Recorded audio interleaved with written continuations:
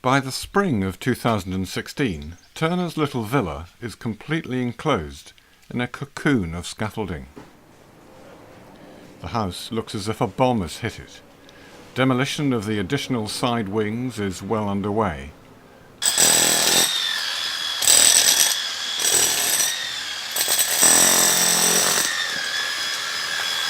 Brick by brick, all the subsequent extensions, balconies and other additions to the house are being removed. Sandicombe Lodge is being stripped back to Turner's original vision. And the gutting of the house has revealed a major surprise. Within living memory, Sandicombe Lodge has been covered in render, a smooth plaster-like finish that is applied on top of the brickwork and painted white. And the drawing of the house, done shortly after it was built, seems to show a rendered finish. But in the last few hours, the builders have removed the ceiling in one of the wings, revealing the original side wall of the house. Well, here we are. We've just taken down the ceiling, which was plasterboard, and what it's done is revealed an amazing piece of the building, which was a bit of brickwork hidden in the raised roof up here, exposed. Both this bit of brickwork and the bit of brickwork at the back here. Now, that's fascinating because we were expecting to find obviously render in that position because the main block of the building is rendered or has been rendered. That brickwork isn't rendered. It's never been rendered. It's certainly not a mistake because the pointing, the mortar joints between the bricks has been very carefully prepared and struck with a penny line, it's called. So this is really quite compelling evidence of something we didn't expect, and it should be really interesting as we move through the project now as to how we resolve this particular issue. Buildings always reveal something you didn't expect, and there's one. This new discovery of a brick finish contrasts with the apparent render or stucco finish shown in the original drawing of the house. What we've always taken as a source for what Sandicombe Lodge looked like is this drawing of about 1813 by William Havell.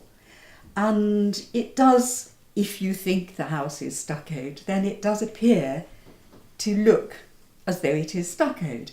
But then again, when we start to think maybe it was all brick, then you begin to think that you can see brick. I think it comes back almost to this situation of seeing what you think you know. I think it's quite difficult to draw bands and bands and bands of brickwork. I think it's maybe just a warm light and he's satisfied with that. I don't think I've got a better explanation to offer. We really are at a turning point. A great discussion has to be held over this as to how we want to proceed. But certainly we can't, as it were, hide the evidence. We've made a great discovery here, and it could be a very exciting one. The dilemma for the restoration team is whether to stay faithful to the drawing and replace the rotting render, or to believe the evidence they've uncovered and strip the house back to the brickwork. Gary Butler is convinced it should be stripped back. So here we are looking at the area of brickwork where the render has been removed on the back of the house, and we've done an initial clean, and you can just pick off the area of the brickwork here, and you get a sense of what we have to get back to. Once we start to clean away the paint, and your eye is taken away from the sort of, if you like, the damaged paint surface, I think we'll have something that we have to leave as a brick surface. It will look fairly rustic, but you can still see in this the penny line pointing joint running through the brickwork. But what about the apparent evidence of a render finish in the drawing and the engraving that it spawned? The answer lies in a closer look at other engravings in the same series. which feature other well-known buildings along the Thames. I went back into the other engravings. We have the full set, there are over 70 of them, and looked at buildings which we know are of brick or brick with stone embellishments. One of them was Chelsea Hospital, essentially a brick building. And although the image is rather far back, brick courses are not shown. Equally, with the engraving of Garrick's Temple and Villa, a little further upriver than Sandycombe, but not that far away, the same thing. We know these are brick buildings. Like Chelsea Hospital, they still survive. We can go and look at them. These are 18th century buildings and would have been known to Turner. The brick courses are not shown there. And so I came really to the conclusion that it was not a convention to draw in meticulously every single brick course. It would be extremely difficult to do with a building that's away at some distance, and that only the overall form is being shown.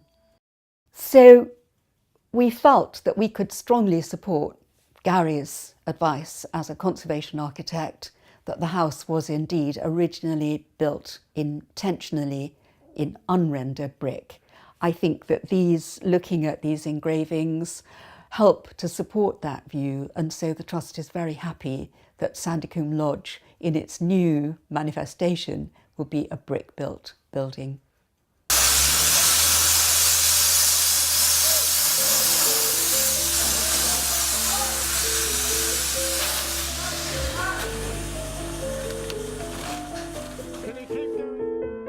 Cleaning off the render and many layers of paint takes weeks.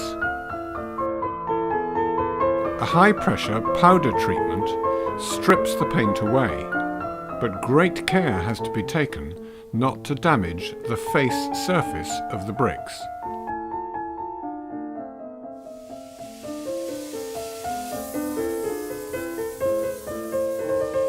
Many hours of steam cleaning gradually do the job.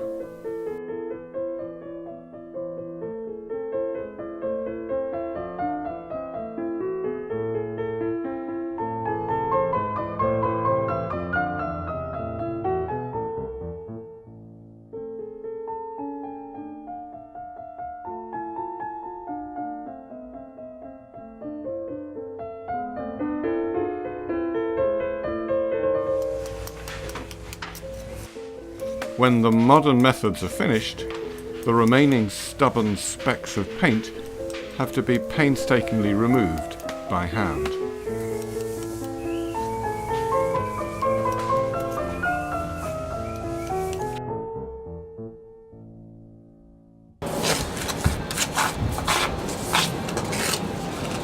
And as a final touch, once the cleaned bricks are pointed, a modern-day penny line provides an echo of the finish that Turner chose 200 years ago.